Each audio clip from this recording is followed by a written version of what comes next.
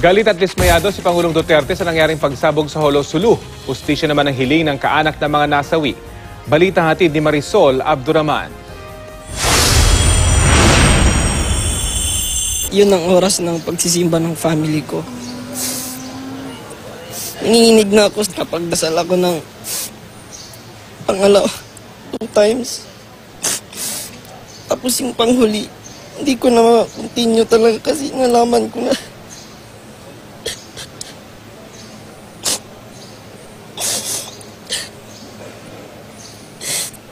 Sobrang hirap nung...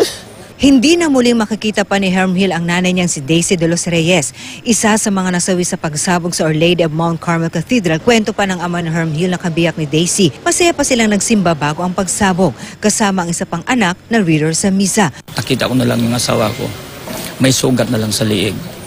Malalim talaga yung sugat. Sugatan din si Arthur, pero naisugod niya ang misis sa ospital. Matapos ang halos 20 minuto, nasawi si Daisy.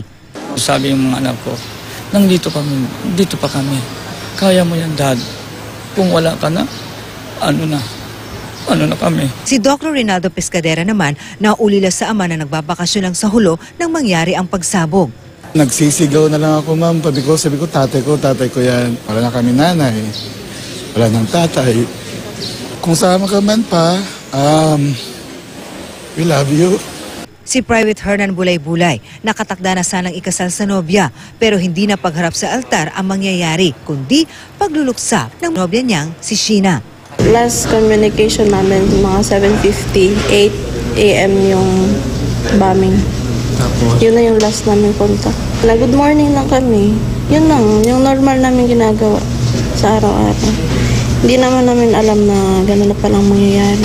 Ang mga naulila ni Leo Herbolario, doble ang pighati nang malamang naputol pa ang braso niya sa tindi ng pagsabog. Ang kuya ko is family man Tsaka Sunday, suppose day off niya, every Sunday nakagawian na magsimba sa Mount Carmel Cathedral.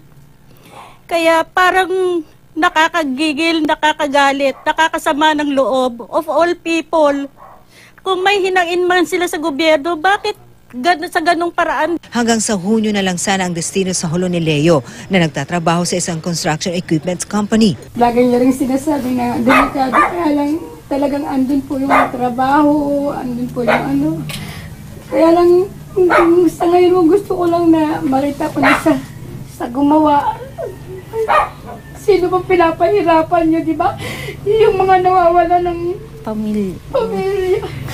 Yung mga bata na maghihirap.